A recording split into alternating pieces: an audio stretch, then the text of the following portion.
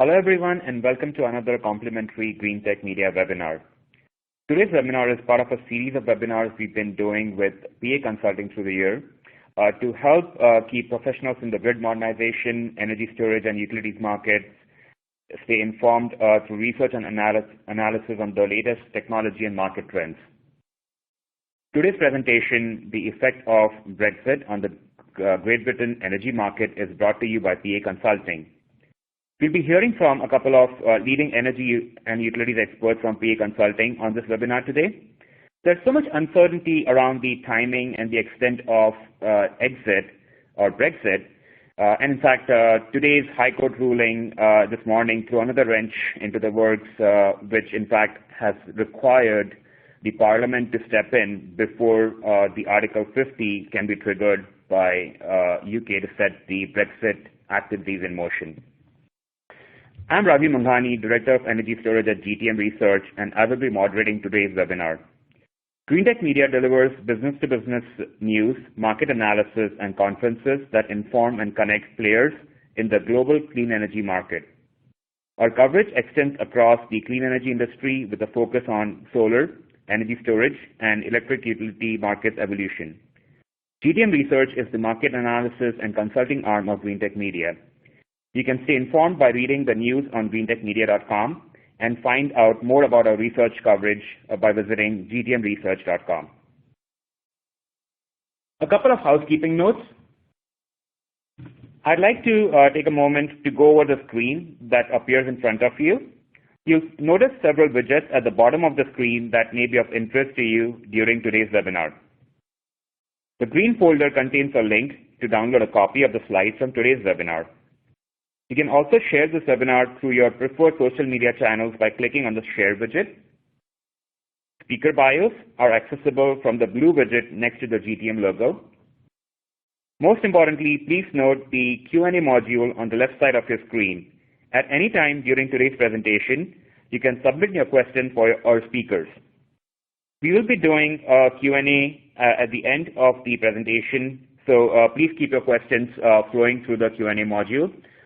Through the presentation, we'll make a couple of other announcements as well and reminding folks to share their questions. So with that, let's get started. Before I hand off the mic to our webinar speakers today, just wanted to lay the ground for what we've been seeing in UK with respect to grid edge, storage, and solar activities over the last few years. So we've been tracking grid edge deployments by various subsegments over the past 5+ years. While the number of projects that we've seen under the grid edge umbrella have been generally around 20+ or so for most years, the projects historically have been mostly in the advanced metering infrastructure or AMI space and the distribution automation area as well. And amongst the 200-odd projects that we have seen in the last 5+ years, there have been 3 to 4 distribution utilities that have led most of these investments, namely Electricity Northwest, Scottish Hydro, and Scottish and Southern Electric Power Distribution.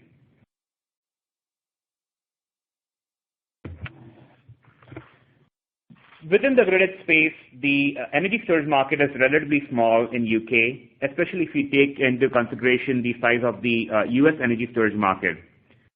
So in UK, we have cumulative 28 megawatts of energy storage deployments, excluding the pumped hydro projects, which of course can completely sway the balance in their favor.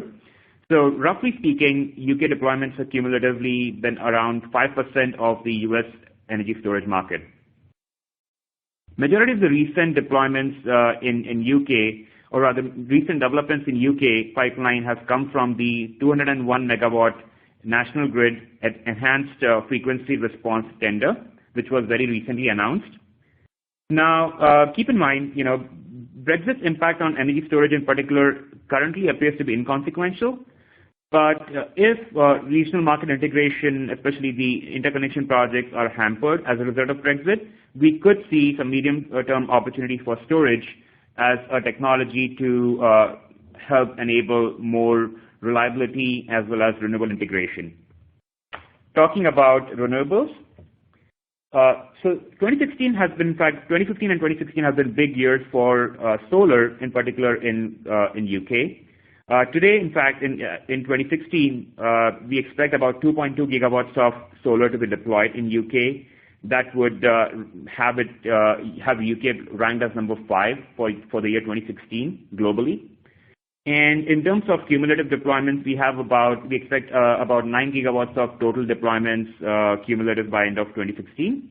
And that puts UK as the 6th largest solar market in the world. Now, the uncertainty around Brexit definitely weakens the solar investment climate, along with a few policy changes that we have seen in UK with the new British government. However, the domestic optimism, especially in Northern Ireland, persists despite significant regulatory and political risk. Significant financial risks hamper project development and reduce competitiveness, and in fact, with changes in the currency exchange rate, have made module costs as well as the economics, project development economics, slightly tougher. But one small sort of upside because of these changes is the secondary market that has evolved for projects with long-term PPAs. So with that being said, let me introduce our speakers for this morning or this afternoon, depending on where you are. We have Olaf Remmler and Ted Hopcroft from PA Consulting. With that background, folks, it's over to you to folks from PA Consulting. Thank you very much. This is Olaf Remmler, and I'm really looking forward to this webinar. And thank you. This is Ted Hopcroft, and we're very looking forward to this. This is part of a series of thought leadership pieces that PA is doing around the concept of the next generation utility, which is how we're looking at how utilities worldwide will change and characterize themselves in a new kind of world of more distributed generation, different sources of energy supply, and different customer experiences. And we see on here, and this is downloadable, some of the thought leadership work that PA has done around this. So for the webinar, it's a very interesting time in the UK with Brexit. Brexit has certainly created significant uncertainty in the UK, and this could have quite a profound impact on the energy sector here.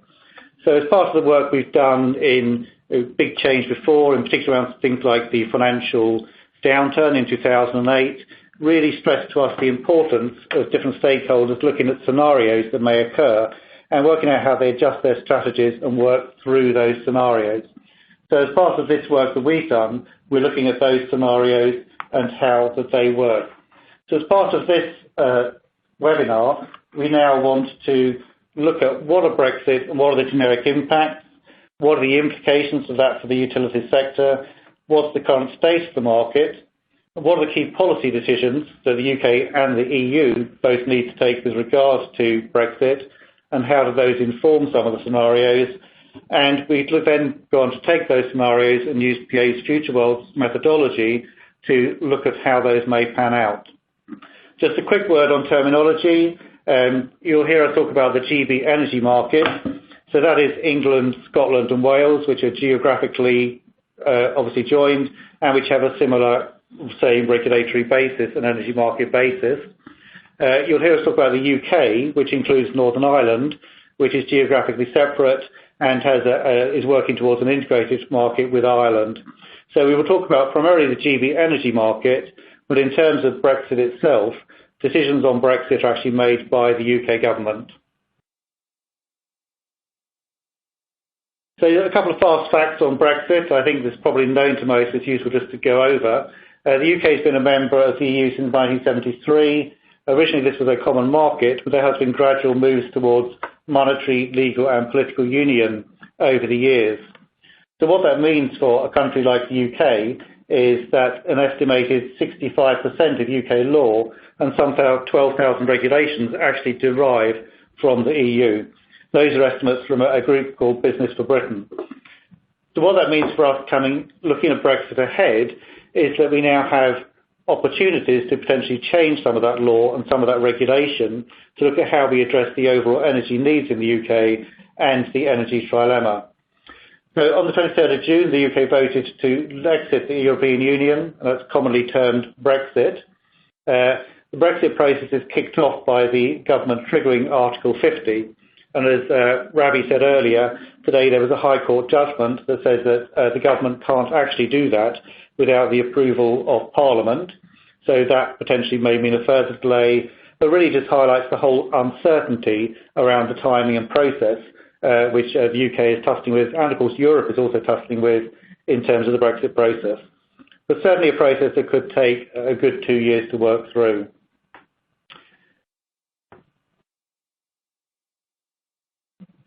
One of the key aspects of being part of the European Union and being part of that overall single market is the four freedoms. And the four freedoms, countries must accept these in order to be part of that market. And they revolve around the freedom of movement of people, freedom of movement of capital, freedom of movement of products, and of services. And these will be a large part of the debate around the Brexit negotiations. Ideally, the UK would like to remain a very firm part of that single market, but that will depend on the extent to which the UK is willing to accept the four freedoms, or the extent to which there is any negotiating or tailoring of those from the EU perspective. So what impact does that have on the UK in general and the energy sector? So we've highlighted some example impacts at the bottom. So the example on people might be, for example, that we might be restricted and might not be able to get access to some of the skills that we would need from continental Europe. Freedom of movement of capital. The UK needs a lot of replacement in this generation for elite and investment in its transmission distribution infrastructure. We may not be able to get access so freely to European capital for that. We may not be able to sell our products or receive products from the EU tariff-free. And probably most importantly, from an energy perspective, are these products and services, and the fact that we may have tariffs. So the key question here probably hinges around the integrated energy market and the degree of interconnection between the UK and continental Europe. At the moment, that provides about 4 gigawatts for us. That's planned to increase substantially over the next few years, but that might not actually happen, or we might end up in a situation where there are tariffs applied to that interconnection coming into the UK. So that kind of question could really shape different futures for the energy market in the EU. So if we look then at those key implications, we've pulled out 3 key implications around the Brexit negotiations. The first one is this one, that the EU has to decide what its policy to the UK is as part of its that negotiation strategy. And in particular, the key one is the one that we just highlighted around the integrated energy market. Will the UK remain part of the integrated energy market, or will it need to sit outside that? Around this, there was an interesting test case last year with the Swiss, where Switzerland was aiming to be part of the integrated energy market, but there was a referendum within Switzerland on freedom of movement of people, or on immigration, where there was an unwillingness to accept that. And as a result of that, the negotiations for the Swiss to join the IEM have been stalled. So the Swiss are still very much part of providing some physical interconnection, but not a full part of the integrated energy market. So that's a potential kind of outcome that we might see for the UK. The next aspect is that the UK, as we've noted earlier, has largely been governed by EU legislation for the past 20 plus years. And it could now have its freedom to vary that energy policy. So the UK has to address the trilemma: how are we going to achieve security of supply at an acceptable price and at an acceptable carbon footprint? And we could have freedom to change some of that. So, for example, under some of the laws we've signed up that derive from Europe are things like European renewable targets that we could choose to vary, and things like the Industrial Emissions Directive, which means that we're having to shut all of our coal plants by 2025. Now, those are actually enshrined in UK law at the moment, but the UK now does have the opportunity to repeal those and to consider a different energy policy around those kind of aspects. So the UK has more freedom in how it chooses to work within its overall energy policy. The third key aspect that we've drawn out is whether the UK can actually attract sufficient funding for the new generation. Capacity margin in the UK, National Grid in its winter outlook has published that capacity margin is down to 6.6%. And if you actually take the interconnector out of that, that falls even further. There are 2.5 gigawatts of interconnection within that. The capacity margins are low. The UK needs significant generation investment. And will the UK get those if we don't have certainty and potentially if we don't have access to some of that European capital? So with our scenario analysis that Ted has mentioned, our future world approach, we want to test and analyze some of those implications, or all of those implications that Ted has just walked us through. But before we actually do that, in order to help you understand better the situation of the current market, I would just want to walk you through the current market status in the GB energy market. And we'll start with where the actual generation mix is, what the actual generation mix currently looks like, so you get an understanding of the base that we're starting at, that we're using to build our scenarios, which we will walk you through a bit later on in this webinar. So if you look at the current market, it is really determined and characterized by a thermal generation fleet that is rather aging. And you see, if you look on the left-hand side on the capacity mix, but also on the generation mix, that is really driven by a gas fleet that generates the majority of the electricity, which is really built on a nuclear fleet that provides the baseload in this market. You see, if you look at the capacity mix, that there is a significant amount of coal capacity in the market, but if you really look at how that coal is utilized, you will find that it is only very marginal and doesn't really contribute to the generation of electricity today. When we say the thermal generation plants are aging, what do we actually mean by that? If we take the nuclear fleet from the bottom, as probably many of you know, it is fairly aged, and the operator EDF has just replied or asked for another extension of the lifetime for another 7 years, which will take the whole fleet to really the end, as we would see, to end of its lifetime. And we'll see those plants exit the market after that. Size will be probably the one that will be longest in the market, will then have reached the 60 years lifetime, as the American listeners will have seen in the US markets too. So similar developments here in the GB market. The gas fleet that you see, that is fairly sizable and obviously important here, and is driving the price development, has been built from what is called in this market the rush for gas, and started in the 90s, and really the development of those plants have ended in the majority of the early 2000s. The youngest plant, so to speak, or the only plant that has been taken online after 2005 is the West Burton plant, 2013. And those of you who follow the news will see that another CCGT has just been added to the mix in this year, a couple of weeks ago, Carrington. But really the gas fleet, the majority of the gas fleet that exists is from the 90s and early 2000s. Coal, as you would expect from the chart here, is because it doesn't generate, is really very aged and will exit the market soon, and we'll come to that, what that means. And then you see in those charts as Abby already said in the very beginning, a quite sizable addition of renewable capacity to the market, which is really driven by the UK's commitment to reduce carbon emissions, and by the Climate Change Act, which, if we look at it to what the ultimate goal is in 2050, is looking at reducing 80% of the carbon emissions from the base of 1990.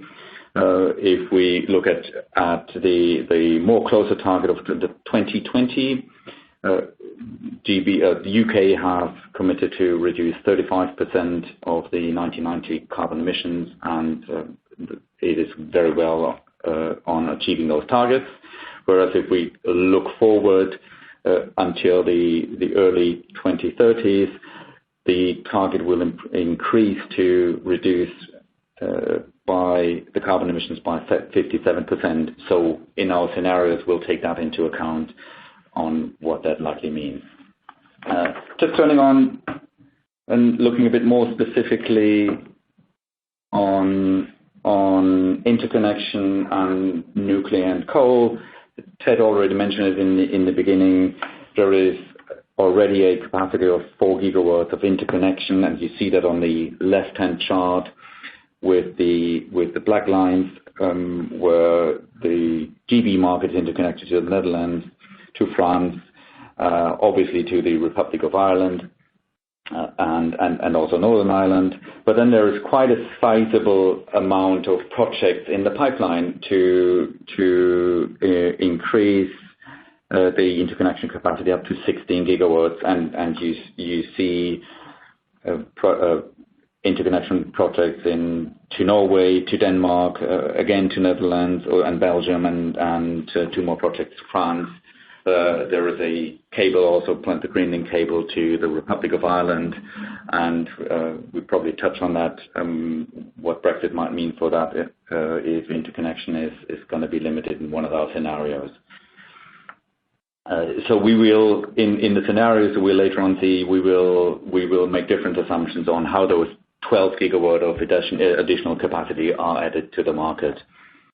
If we look at nuclear, as it has been established, it's an aging fleet. Lifetime extension has been assumed to be granted. Therefore, this will bring the fleet to a exit or in the market starting from 2023 onwards, which will probably be ended by 2028. This is our base assumption. So 6 gigawatt closures finally by 2030, with the last plant exiting, which size will be as the most modern one currently. As many of you will know, a new nuclear plant has been approved and has been confirmed by both the government and the investor, EDF, and the consortium, Hinkley Point C, which will provide 7% of the electricity generation once both units are connected to the grid and operational. So this will not necessarily be a Brexit issue, but Brexit might have an influence on when is the actual date of operation, and we will look at that in our scenarios. If we turn to coal, there's been a announced plan by the government to retire all coal plants by 2025. And if you remember the chart from the slide before, they're currently really kept as a capacity reserve, and that's how many of those are utilized. But between 2023 and 2025, we will see those plants exiting. And in our Brexit scenarios, we will look at different assumptions on might that actually be changed. So we'll come to that. If we turn to CCGTs, there's currently a capacity of 32 gigawatts in the market. But again, for those of you who follow the market, spark splits are really, really tight, and profitability of those plants is really, really low. We have said that one plant has very recently been added to the mix, Carrington. Other than that, we haven't seen really any new build, and that picture might even continue. So we will look at how CCGTs might develop in those scenarios that we want to introduce to you. Solar or renewables really is quite an ambitious program to reach the target. Currently, renewables have a generation share of 19%. That will increase to going up to 25%. we are expecting solar to grow up to 32% by 2020, and then in the scenarios we will look into how ambitions may those plans remain in the Brexit environment. Wind will grow up to 50% from the current levels by 2020, and are expected to grow up to 230% compared to today by 2030. And again, that will be subject to analysis in our scenarios. The capacity market has been established and as a signal to improve investment climate and see more CCGT or gas new builds in the market to stabilize the market and increase the capacity reserve.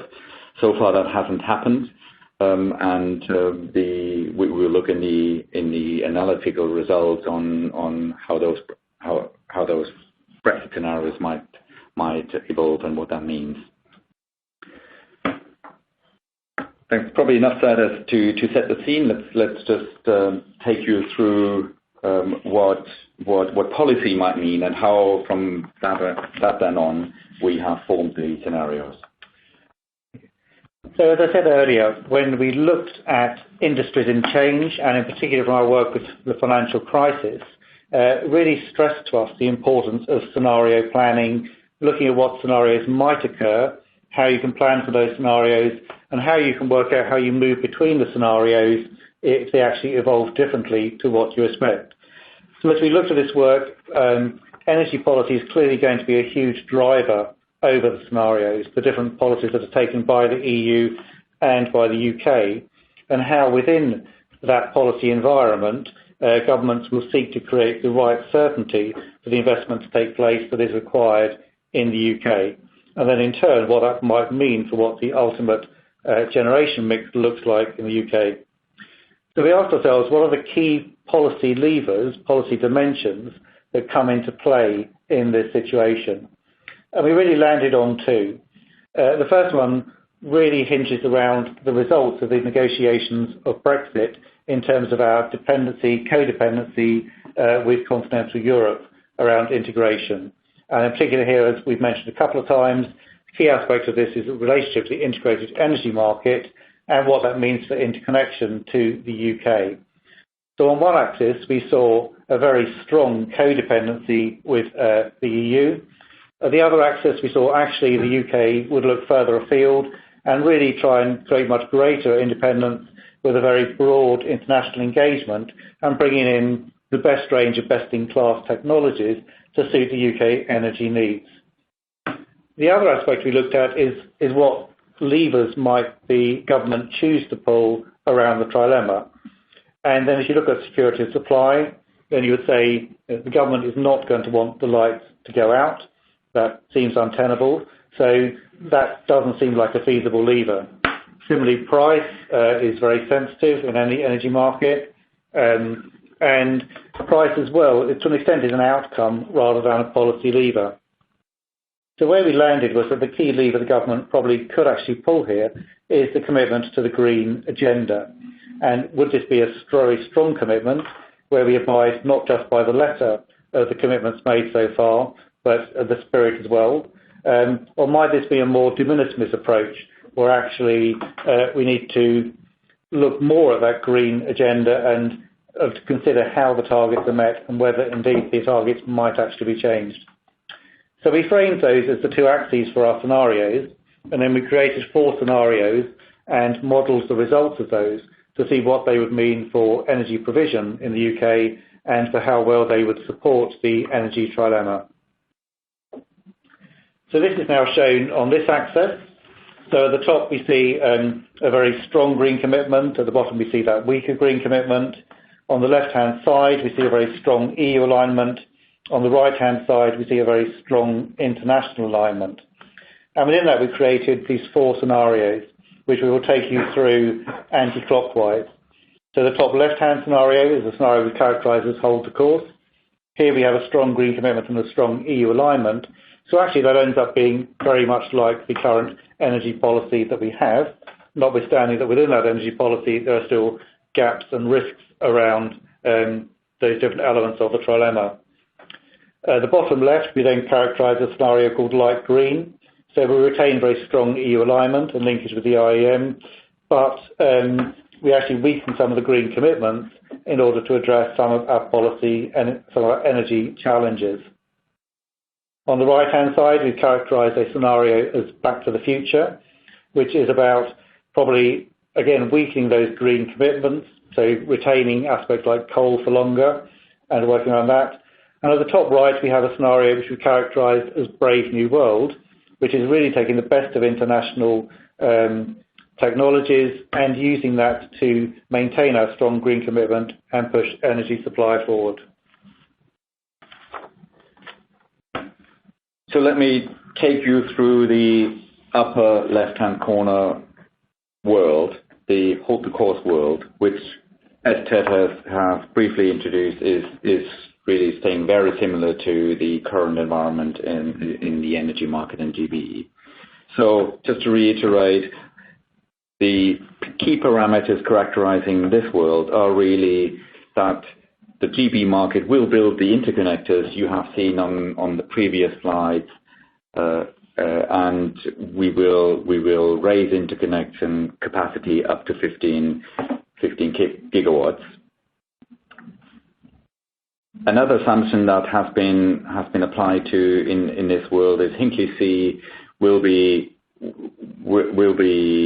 built as planned and is taking into account some slight delays to the initial very ambitious 2025 plan. In this world, Hinkley C will start to generate from 2027 onwards. In this world, again, there's no reason to change the course of exiting coal earlier or later. So all coal plants will be closed by 2025. So therefore, the GB market is in line with the Industrial Emissions Directive of the EU. And the course will also be held for the Renewable 2020 targets. And in order to close the capacity gap and come back to a market where there is a sufficient capacity reserve margin, gas generation will be deployed. The second world. So what we would expect if we as an outcome of this scenario, of the hold the course scenario, is really that given the GB market complies with the green agenda and closes coal, the environmental part of the energy trilemma will be fulfilled. Prices to consumers might be higher, driven by, again, we keep to the green agenda, so there will be some subsidies involved.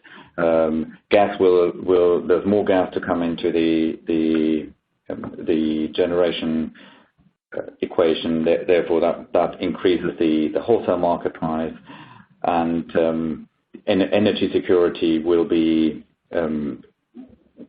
partly based on interconnectors and the interconnector capacities from a pure GB market perspective. That might be limited, but on an overall interconnected perspective, that will be meeting the EU targets. The second world, which is on the lower left-hand side, i.e. we still have strong EU alignment, but the GB chooses in the course of the Brexit negotiations and the decisions to be made that sticking to the green agenda is not necessary or not beneficial. Therefore, they will change the build-up plan for solar and wind going forward.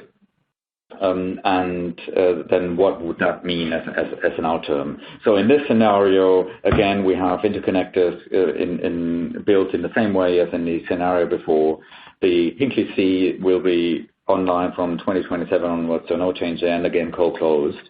But the renewable energy built up from 2020 onwards will be limited and will not meet the targets as have been applied in the and assumed in the hold the core scenario.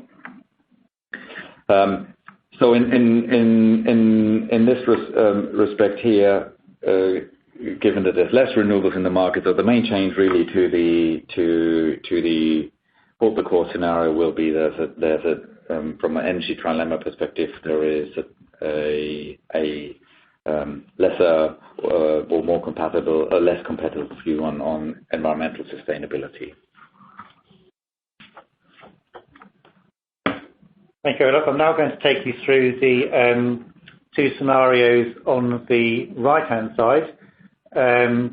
Apologies, the slide got slightly out of sequence there, but we're now on the bottom right-hand corner. That is, we've characterised as back to the future. So this is a strong international alignment, but a weaker green commitment. So in this situation, because we have that international alignment rather than EU alignment, we're assuming that the interconnector actually stays static at 4 gigawatts. So we're not getting the benefit of that. Within here, although Hinkley is not strictly a Brexit issue, there are obviously significant questions around nuclear build and whether nuclear build can be built to its timescales, given current experience in Finland and France. And so we have within these scenarios also assumed that Hinkley wouldn't actually be built and come fully online by 2030. So we're seeing some delays there. That means you have to find some way of filling that gap. And what we've assumed here is that actually the UK could decide to extend coal to the end of its economic life and actually take some of that coal plant up to 2028 or so. And that would need to be done by repealing the IED under UK law and taking advantage of that sort of Brexit situation to be able to do that.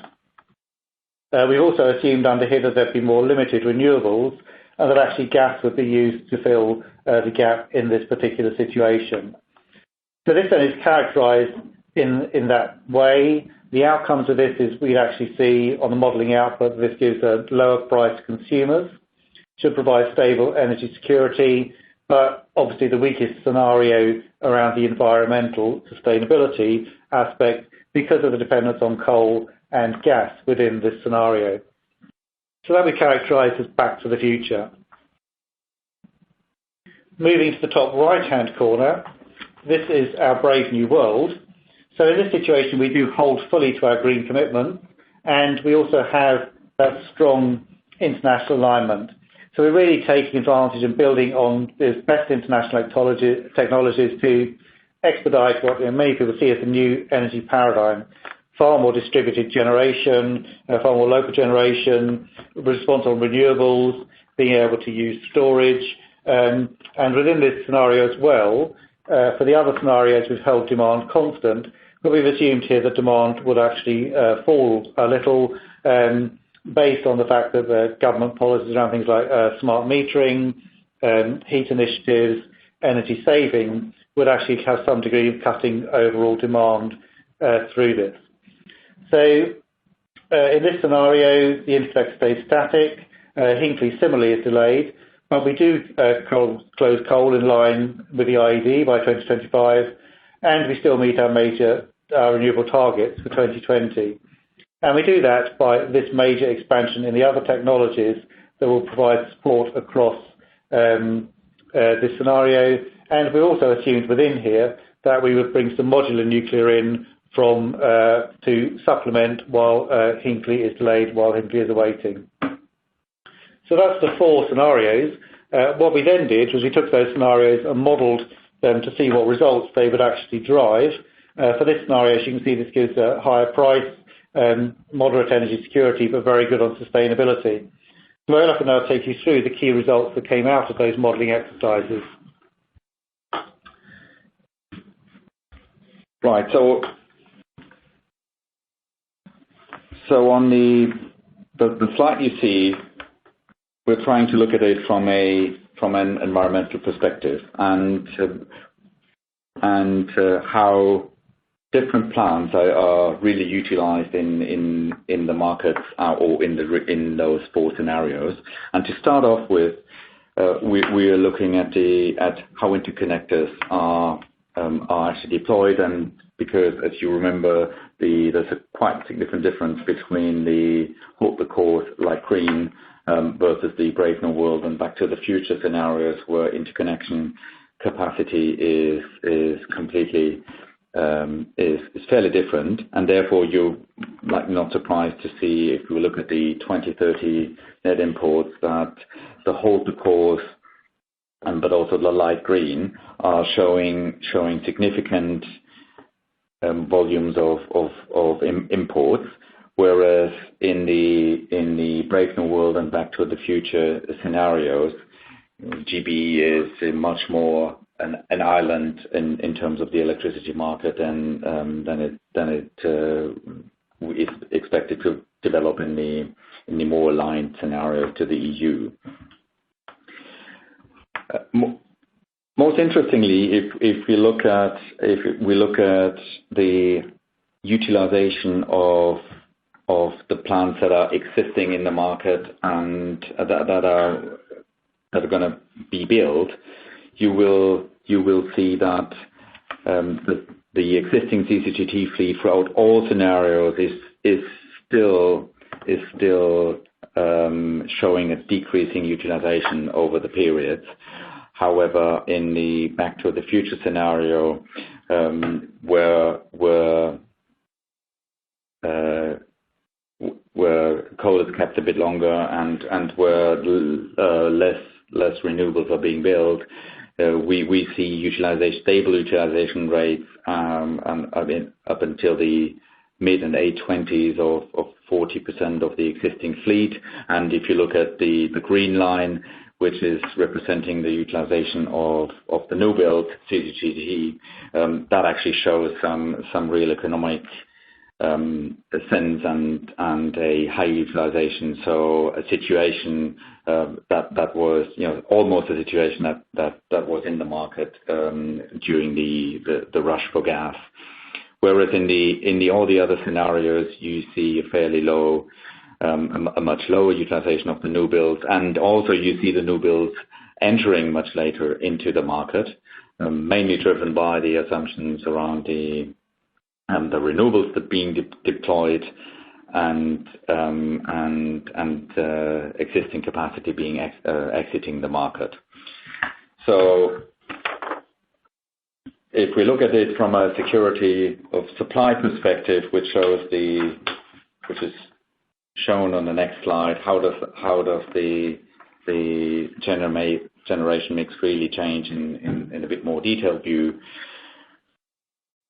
It is important to understand, because we haven't talked about demand in any of those scenarios, that across all the scenarios we have assumed that demand is not really affected by the Brexit.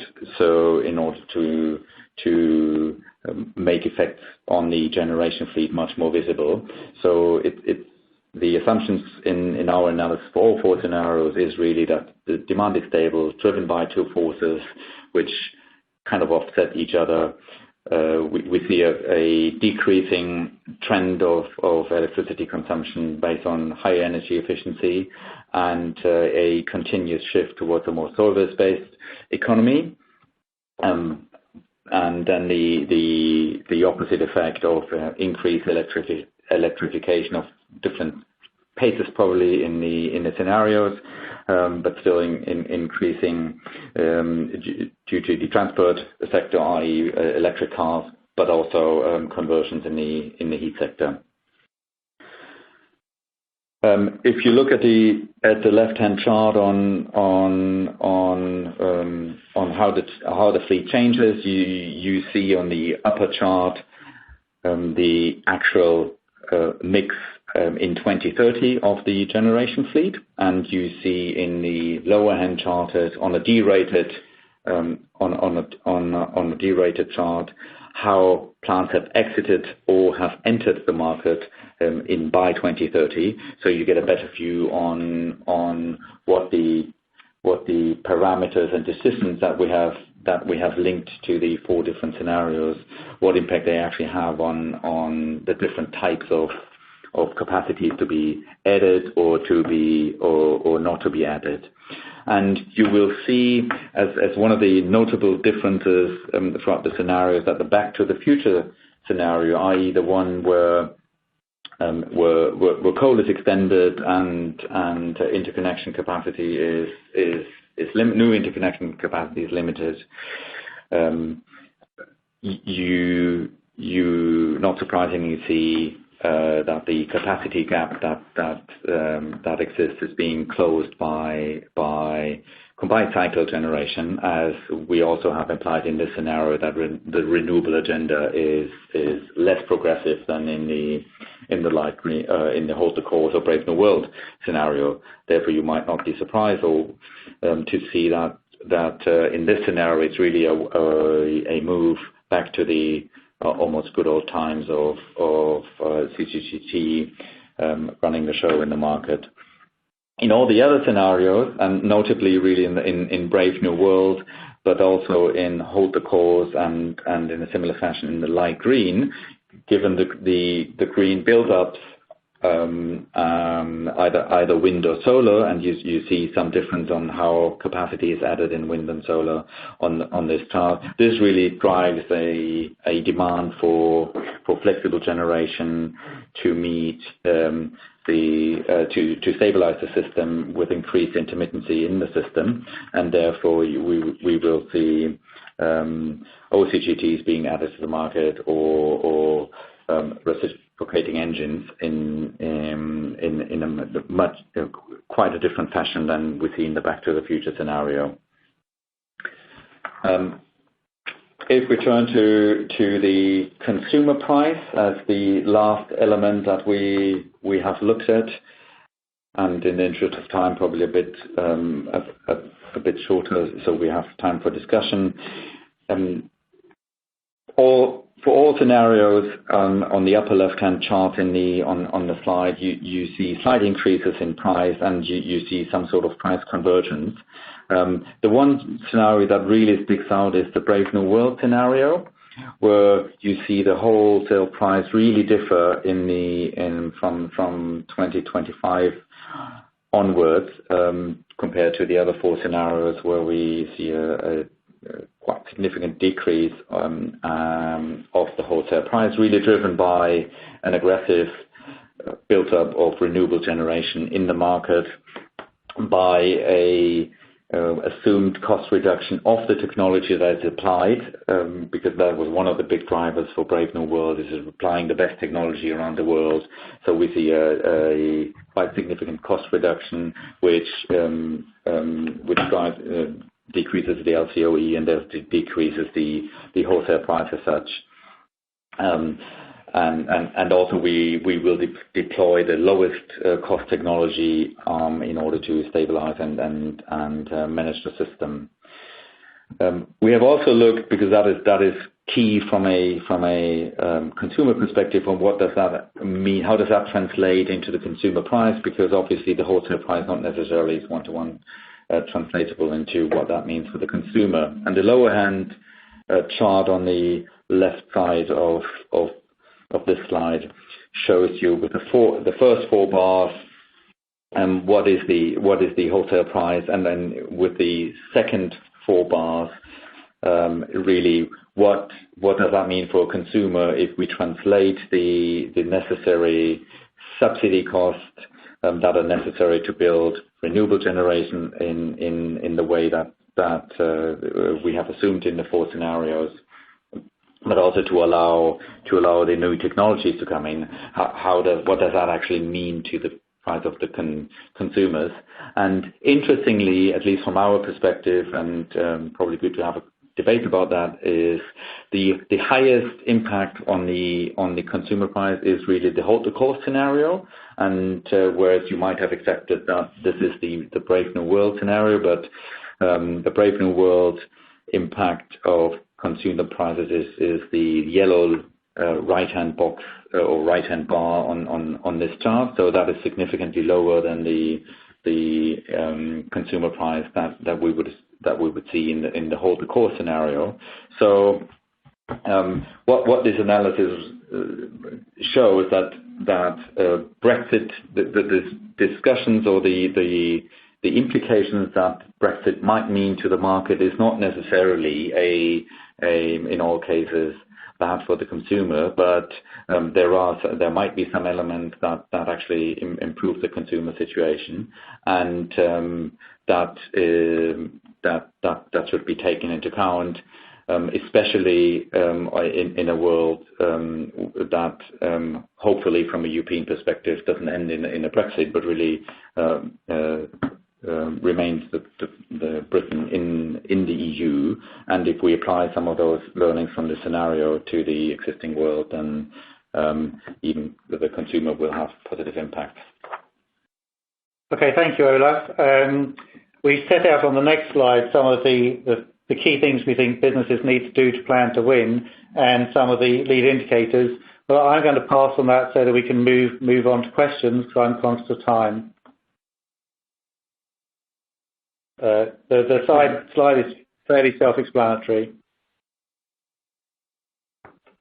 Thank you, Ted and Olaf. So very quickly, we'll jump onto Q&A portion of the webinar right now. And again, for the audience, you can continue submitting questions in the Q&A module that's on the right-hand side of the screen. So there are a couple of questions that it would be amiss to not ask them. First of all, what impact do you expect the potential exit from the UK by Wales or Northern Ireland, or even Scotland for that matter, have on the energy market?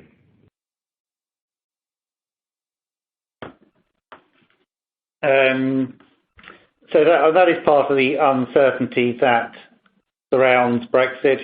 Clearly then, in those terms, after Brexit, one of the concerns in the UK was that might be further followed by more division within the United Kingdom. I mean, effectively, if that did happen, then you would create a situation where those countries were either part of the EU and you would have the same kind of scenarios as we discussed around linkage with the EU itself, or they might be sort of separate, standalone, not part of that, in which case you'd be negotiating bilateral agreements. So that would really be, it's a fair point, it's an added complexity on top of the complexity that Brexit already brings. Excellent. The next question we have is on the EU ETS or the carbon trading program. So what's the view on the impact on the EU ETS and future carbon prices in the event of Brexit, and the decision by the UK to sell unwanted credits and crash the carbon price, as well as what that means for the generation mix going forward?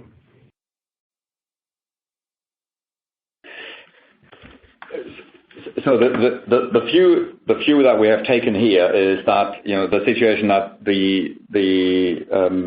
that has been described that is actually impossible to happen, and the EU ETS scheme is kind of sits on above the remits of the Brexit negotiation, and the market will stay as it is.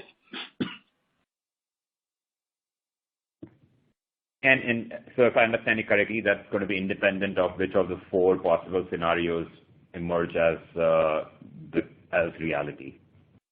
Yeah, we have not combined that into the scenarios as kind of the view we have taken is that ETS is the regime will remain as it is. Got it. So, most of the analysis that you've done looks, way into the future, 10, 15 years out. But any sort of comments around any immediate impact of Brexit that we may have on the energy and utilities industry? And when is the impact of Brexit expected to sort of actually realize if the exit does go through? So, yes, there is a lot of uncertainty around this. I think that the main current impact is just it layers another element of uncertainty onto a situation where the UK does need to be getting on and building generation plants. So for investors, it does create that uncertainty. But there are opportunities in the UK given where the capacity margins are, which is why we believe that scenario planning is important. So and what the timescale would be is again uncertain. I mean, the government kind of set out a timescale where it was going to invoke Article 50, and then after that there is a 2-year timescale.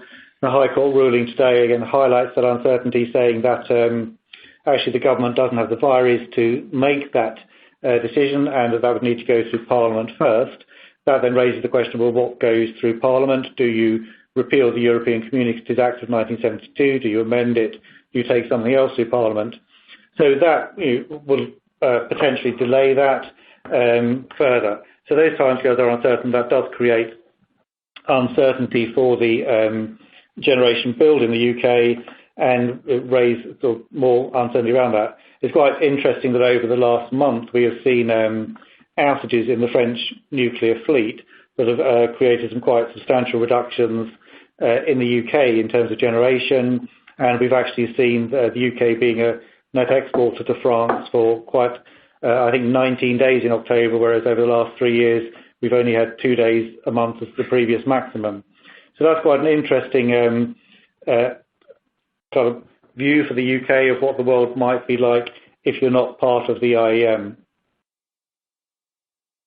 Got it. And so far, that's a good point that you raised about nuclear. And so far, we've been talking about the impact on Britain's energy market. Any comments on what it could mean for Europe in any of these 4 scenarios?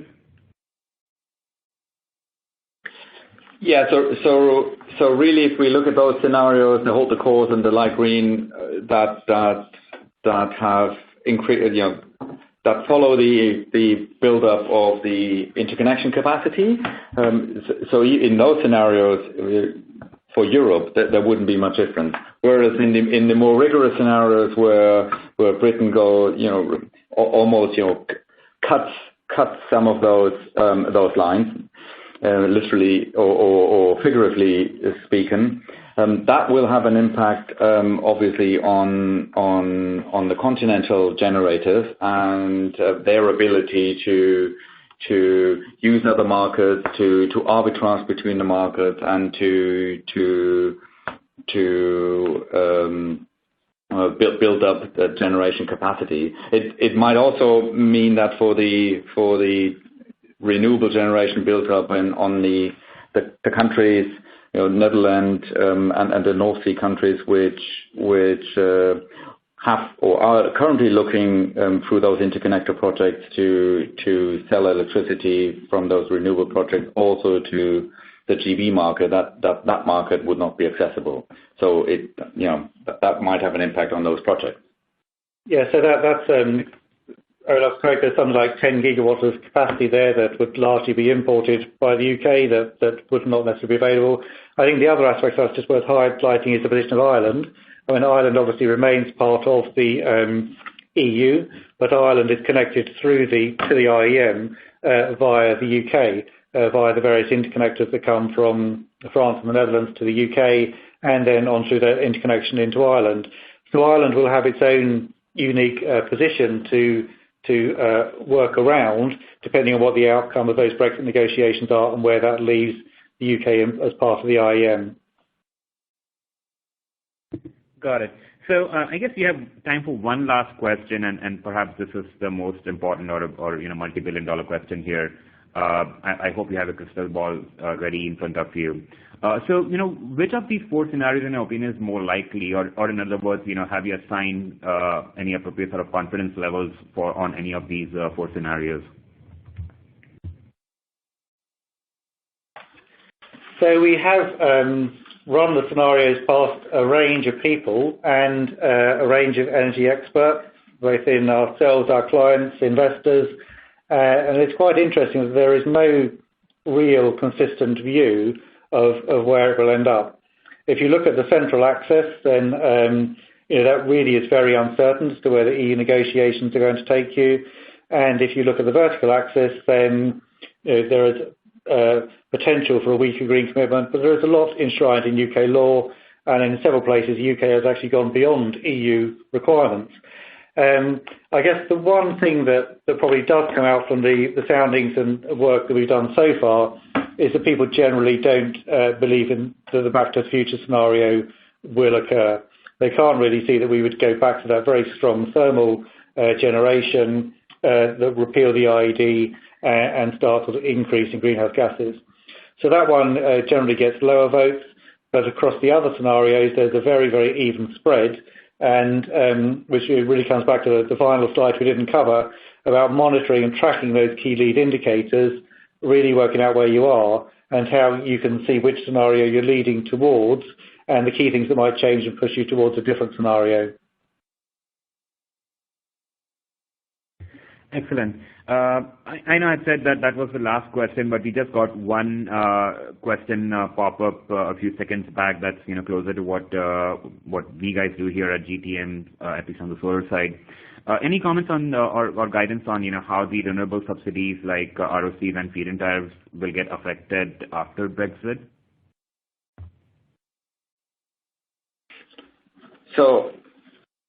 If you remember the last slide we had, that really looks at that effect and what does it mean.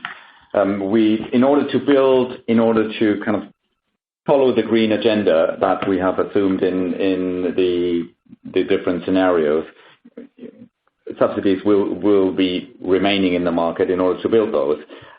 So it's only really in the Back to the Future scenarios where that situation is significantly different from today, and where subsidies and the total value of those subsidies would be much, much lower.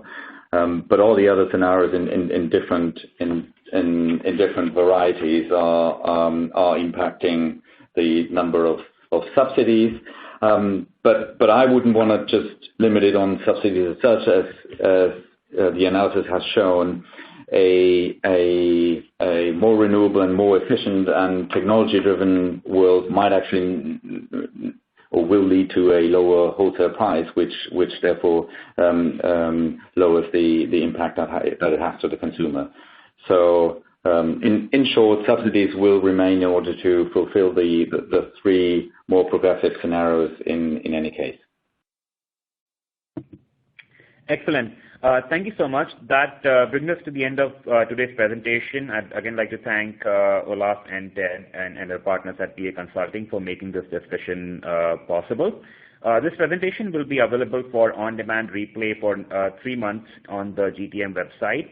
So please share with your colleagues and feel free to rewatch at any time. With that, thank you everyone for joining us today, and we look forward to seeing you at a future GTM or PA Consulting webinar. Thank you. Thank you. Thank you.